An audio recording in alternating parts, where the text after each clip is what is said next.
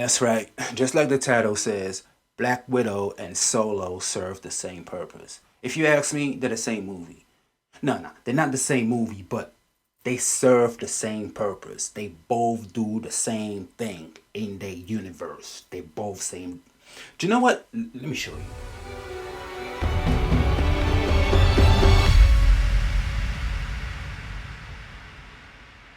This is Han Solo. We were introduced to him in Star Wars, or Star Wars A New Hope if you was born in the 80s. And he has the fastest ship in the galaxy, the Millennium Falcon. He made the Kessel Run in 12 parsecs. Well, actually, parsecs is a unit of length, not time. So I guess he made the Kessel Run in like 36 years if he was going at the speed of light. I'm going off topic. But that's right, Han Solo is an iconic character. And you see Han Solo is in, I think, 6 Star Wars movies. Yeah, 6 if you include the holiday special. It's okay, everybody. He's gone. How are you? Mom. So, yeah, he appears in 6 Star Wars movies, right? And actually, in his 4th appearance, he dies.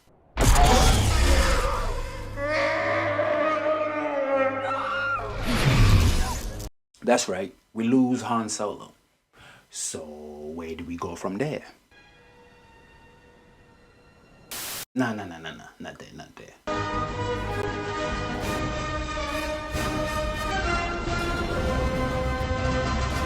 The prequel. That's right, Solo, a Star Wars story. You know what? Before we go any further, let's discuss Black Widow. Are you kidding? I'm working. This is Black Widow. She's a beloved comic book character, and as far as movies are concerned, we were introduced to her in Iron Man 2. She's smart, she's sexy, she has a dark past, she used to work for S.H.I.E.L.D., and eventually she became an Avenger. She appeared in, I think, 7 MCU movies, if I'm correct. And obviously during the events of Civil War, she helped Captain America get away, and T'Challa snitched on her, so she had to go on a run. T'Challa told Ross what you did, so they're coming for you. I'm not the one that needs to watch their back. And as we all know, she died in Endgame, which was pretty much it for Natasha Romanoff. So where do we go from there?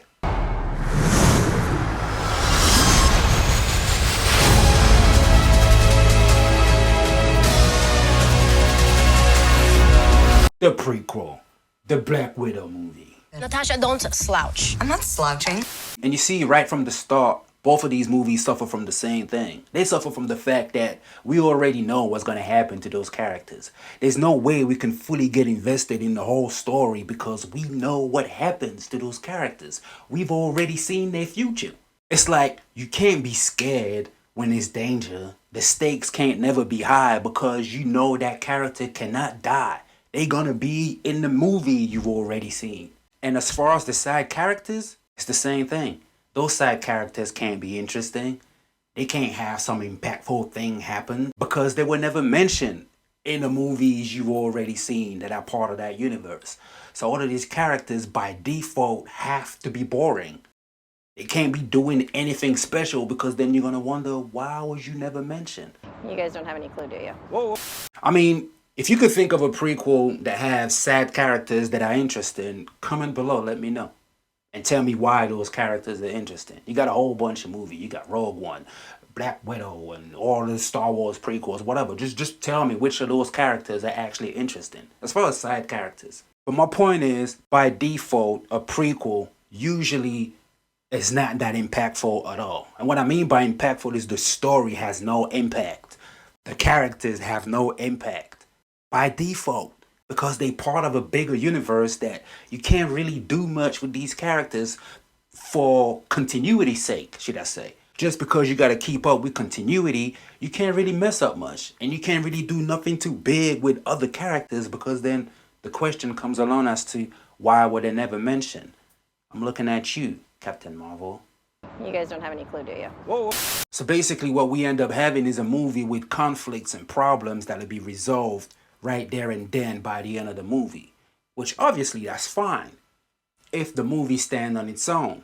But if the movie is part of a bigger universe, then you kind of have a problem because once again, why was none of this ever mentioned before? You guys don't have any clue, do you? So here's what I mean when I say these movies both serve the same purpose.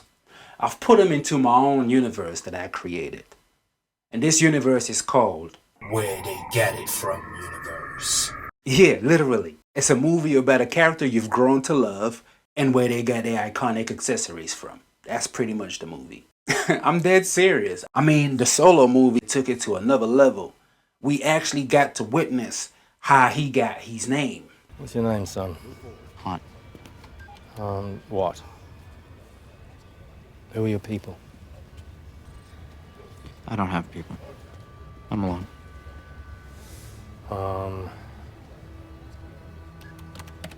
Solo. Because he was Solo, he was given the name Solo. Why?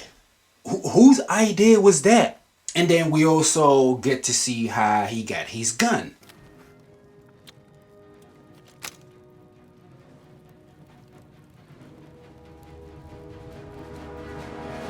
Look, I'm a big Star Wars fan, so I kind of speak for myself, but I'd like to believe that I could speak for other Star Wars fans when I say no one gave a fuck about where my man got his gun from. I mean, check it out. If the dude got his gun from, I don't know, some spice head outside of the cantina on Tatooine, no one would give a fuck. Same for the dice on the ship. Who cared? And look, man, it'll be fine if all of this was in a good movie, but I'm sorry, Solo was just not a good movie. And I'm gonna say this. I know a lot of people be like, shut your mouth, when people say shit like, no one asked for that. No one wanted that. And I know in fandom, that can make you sound like a real dickhead when you be like, oh, but why the fuck did they make this movie? Nobody asked for that. But I'm sorry. I have to say, Solo is one of those movies. No one asked for a Solo movie. Like, literally nobody. And I'm sorry, the same goes for Black Widow. Yeah, we know your sister loved that damn jacket. I like your vest. God, I knew it. I knew you did. It's so cool, right? It's good. Yes. And you can put so much stuff in there. You wouldn't even know. The movie made sure that we saw that jacket. Your sister was in love with it. She spent 5 minutes of the movie talking about that damn jacket. And from then you knew that's the jacket she wore in Infinity War. So I'm watching the movie and I know that at some point you're going to give that jacket to your sister because that's what she wears in Infinity War. A little bit. Okay, well, if you're leaving, then I guess you should take this. I know how much you like it. Shucks.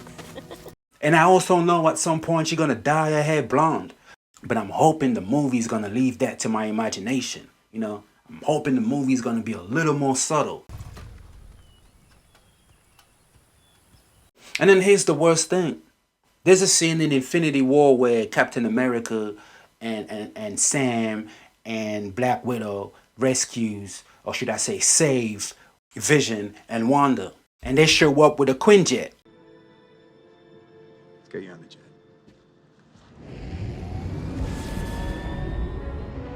I thought we had a deal. Stay close, check in. And you know what? When I saw that scene, I was like, yeah, they just got a Quinjet somehow. They probably broke into some facility and hijack a Quinjet, somehow. But then Black Widow kind of spoiled that because Drake got her a fucking Quinjet. Drake, Craig David, one of the two gets Black Widow a Quinjet.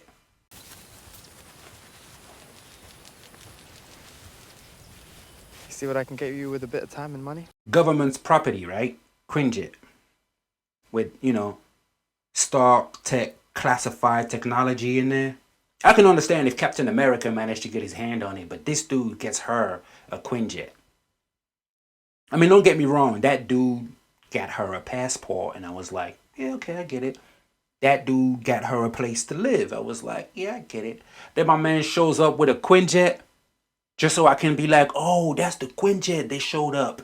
You know, in Infinity War, when they went to rescue Wanda and Vision, they asked the Quinjet. Like, I needed to know where that Quinjet came from. And now I know that Craig David gave her the Quinjet. How he get his hand on Stark Tech / Shield equipment, I have no idea. But there you go. At least we know where she got her jacket from. We know when she got the blonde hair. And we know where she got a Quinjet from Drake. Look, I'm not saying those movies are terrible. This is not a review for those movies. But what I'm saying is there's a reason why prequels are not always that well received. And it's plain simple. There's nothing new about a prequel. No matter how much new shit you add to it, there's nothing new about a prequel. Usually, we watch prequels waiting for the movie to catch up to what we already know. Like I said, it's hard to be invested in a movie that you already know the end of the character's arc. So, the question is, what purpose do these movies serve? None. When I say they serve the same purpose, the purpose is none. Like, if they never made a solo movie, there'll be nothing missing. We won't miss it. It's not like we be asking for it. And yes, we've been asking for a Black Widow movie since forever. But unfortunately, this movie came way too late.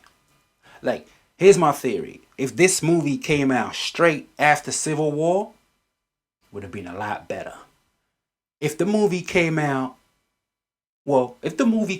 instead of flipping, what's her name, Captain Marvel, that would have been awesome.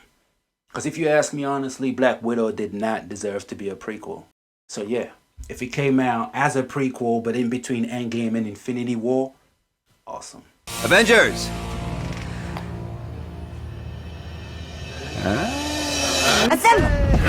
So I think I'm about done. So please, subscribe, like, share.